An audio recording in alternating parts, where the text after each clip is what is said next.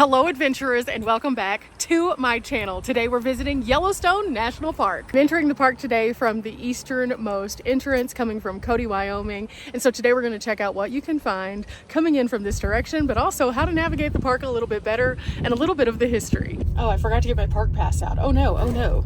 Park passes are essential. $80 for one calendar year, and I can go to as many parks as I want to go to, and I am so excited.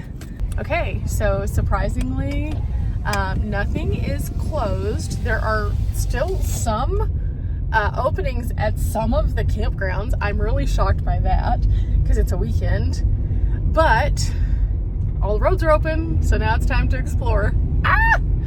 I'm so happy to be back in Yellowstone this year. I have not been here in a few seasons, and so I thought this was a great time to come and visit. It is gorgeous here and one of my favorite places that I have visited because it's just such a unique place, but there is a lot to do, so let's get to it. Every trip to the park should start off with a map and a visitor's guide. This just helps you to navigate. And because there is limited service with your cell phones, this is going to be your saving grace as you visit. But let's face it, there's no wrong way to see Yellowstone. So today, entering in through the eastern corridor, we're going to see lots of natural beauty, and we're going to go along the waterway toward the major lake here. And I think that that's going to be an excellent way for us to dip our toe into Yellowstone today. So I'm super excited to be sharing this with you. Enjoy some of these gorgeous views as I tell you a little bit of the history of Yellowstone. Welcome to Yellowstone, the home of more than 2 million acres of lakes, waterfalls, geysers, and panoramic vistas. In 1872, Congress passed legislation to make Yellowstone the world's first national park. The land area of Yellowstone consists of 2.2 million acres, 80% forest, 15% grassland, 5% water, and although 96% of Yellowstone National Park is in Wyoming, small portions also lie in both Montana and Idaho. The park offers a variety of sightseeing tours, fishing, boating, wildlife watching, cross-country skiing, horseback riding, and of course, hiking and cycling. There are more than 1,000 miles of backcountry trails and roads and facilities that take up 3% of the park for hiking and recreating. The park is home to 7 species of conifer trees and more than 1,000 species of native vascular plant. There are 67 species of mammals, including grizzly bears, wolves, bison, moose, and elk, and over 320 bird species call Yellowstone home. Yellowstone is known for its geyser and geothermal activity, and here you can find both geysers and hot springs, Lake Yellowstone, waterfalls, iconic sites such as Hayden Valley and the Grand Canyon of the Yellowstone, not to mention the Morning Glory Pool and Old Faithful, the geyser that put Yellowstone on the map. Weather in the park is considered one of the most unpredictable factors. Storms can come up suddenly and drop the temperature, resulting in precipitation. In addition, most of the park is above 7,500 feet. Oh my gosh, I touched water, which I know sounds weird, but oh my goodness, this is beautiful. The forest is amazing. There are some areas that had been ravaged by the wildfires last time that are starting to grow back. The snow is still melting.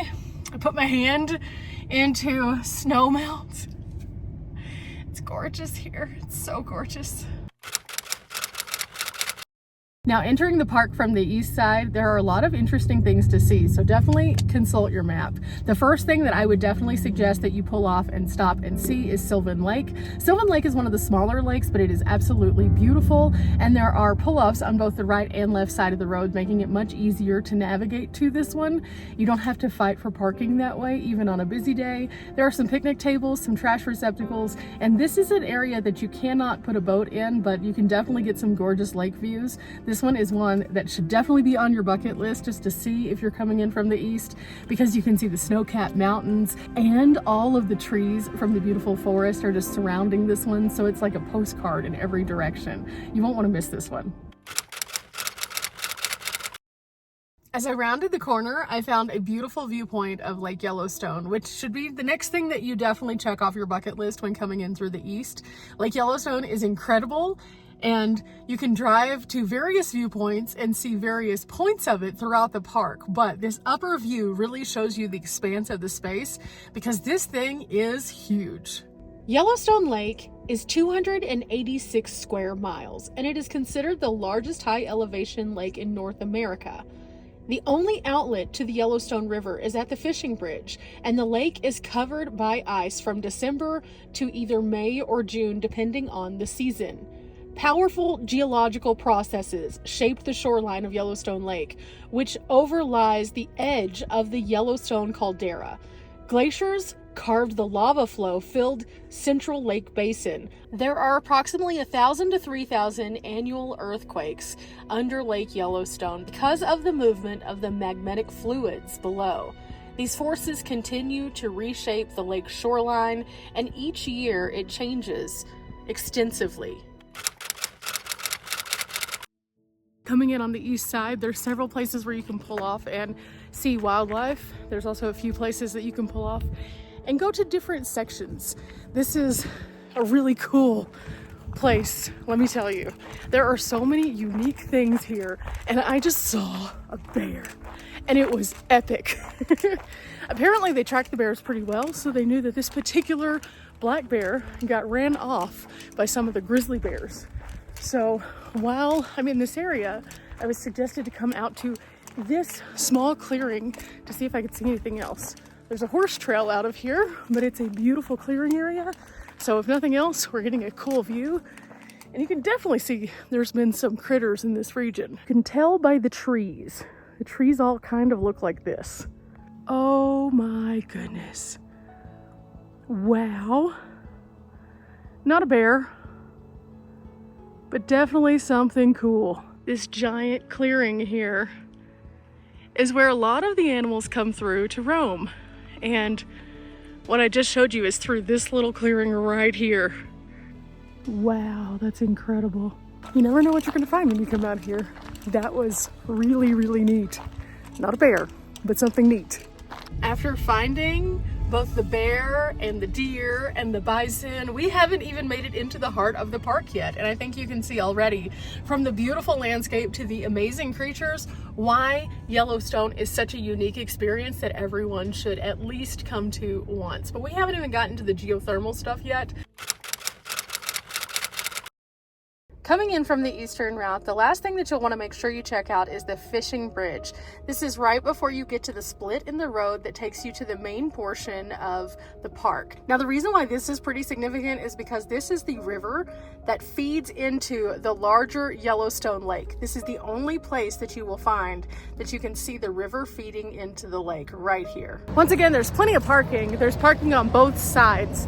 Now, on the side coming in from the east, you'll find a small gas station. Gas is pretty expensive there. It's about $1 more than it was in Cody whenever I left out this morning.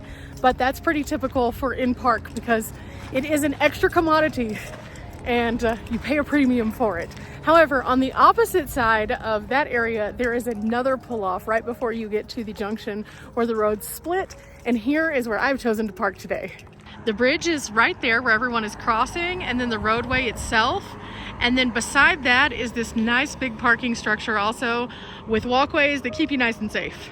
I love a good moment to see something cool, and they have signs at each and every one of these pull-offs telling you a little bit more about what you're looking at.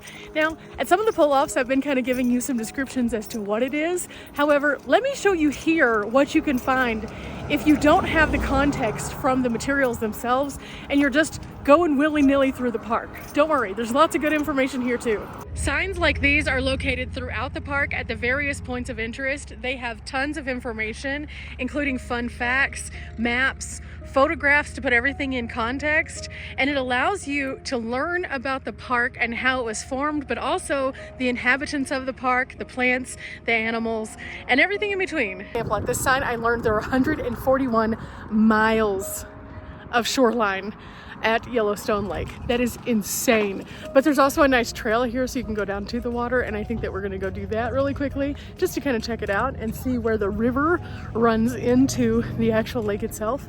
It is awesome out here today. Now, coming in from the east, this is the last point that you'll find before the road splits. And despite the fact that this is a beautiful area and it's called the fishing bridge, there's no fishing here. But you can walk across and get a glimpse of this gorgeous river as it's moving toward Yellowstone Lake just beyond this bridge right here. And I think that this is one of the coolest places that you can really get the context for what feeds that massive lake, because you would think that it would be just like rushing, gushing water constantly because it's so big. But in fact, it's right now just a gentle movement. However, in the past, they have had a lot of snowmelt and rainfall simultaneously, and that has caused this to be roaring to the point that this walkway was not available. So whenever you're visiting, depending on the season, you could see it in a variety of different ways. Right now, I'm seeing it with all the beautiful wildflowers. It is everything I was wanting it to be and so much more today. Now, coming in from the east, we have passed by this entire section of the map and made it to an impasse. Do we want to go north, where it will take us to Canyon Village and the Visitor Education Center, or do we want to go south toward West Thumb? Today we're going to be going toward West Thumb because I want to continue the path around Yellowstone Lake to show you what you can expect to see on the more eastern side of the park. But this is going to take us down toward Grand Teton National Park, which is at the south entrance. Now, these parks are basically sister parks. They're side by side. So whenever you go to visit them, you see some of the extension of one bleeding into the other and vice versa. However, there are a lot of interesting things at both of them. So I am going to be sharing my experience at both parks with you all here on the channel with my future uploads. But today I wanted to show this corridor from the east and then south so that you could see what exactly is in this section. In my personal opinion, whenever you come to Yellowstone, the park is too big to navigate in a single day, and I guarantee that you won't see everything. I have been going in this park for hours already and haven't even made it to the stuff that a lot of people consider to be the big stuff in the park.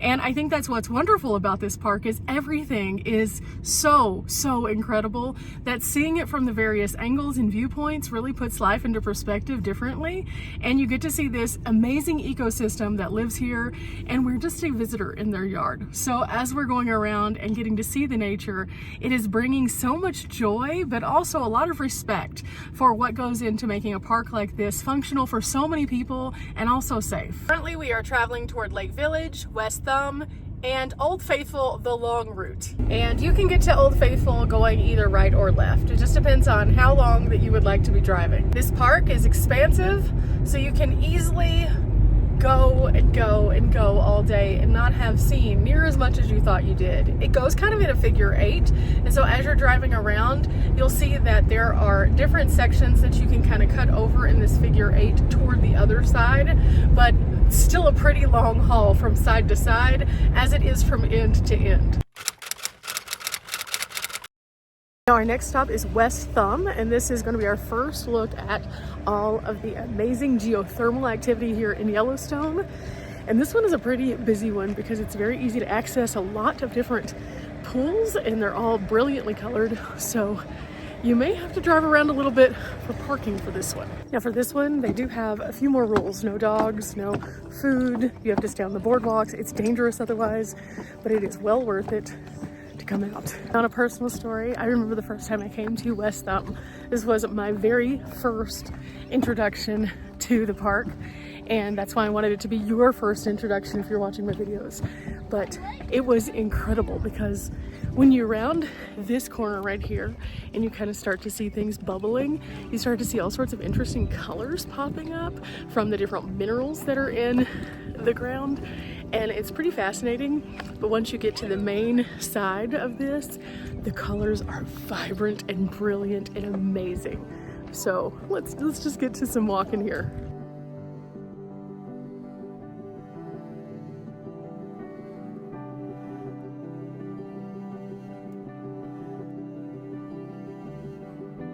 Now, as you can imagine, this walk is pretty cool because it takes you all the way up to the lake's edge, and you can actually see some of these that kind of bubble into the lake, showing that it's ever changing the coast of the lake itself. Now, the lake is incredible for just a place of recreation, that's for sure. However, knowing that this is right next to it, it makes you ask some questions like, how do the animals survive?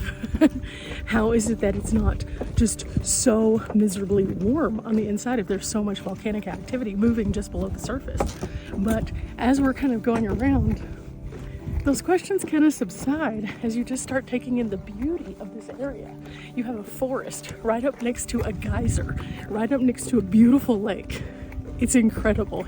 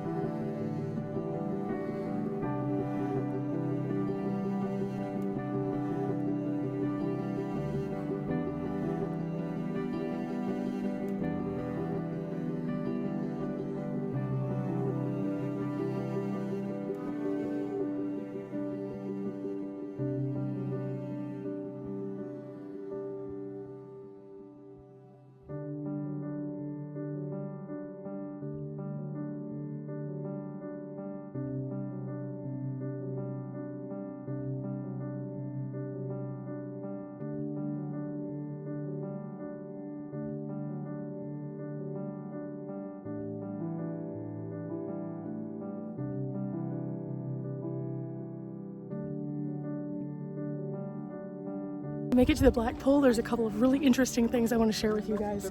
The minerals are what make it have different colors. However, the red and orange that you see kind of leaking out of it toward the water, that's actually bacteria, and it thrives in these extreme temperatures. Now, one of the reasons they say don't get on the crust itself is because it's fragile, but also this is literally boiling water. If you get into this could scald you very badly. So as a result, they have it posted pretty much everywhere, but every so often there is a rogue person who gets off and then we hear about them on the news. So don't be that person.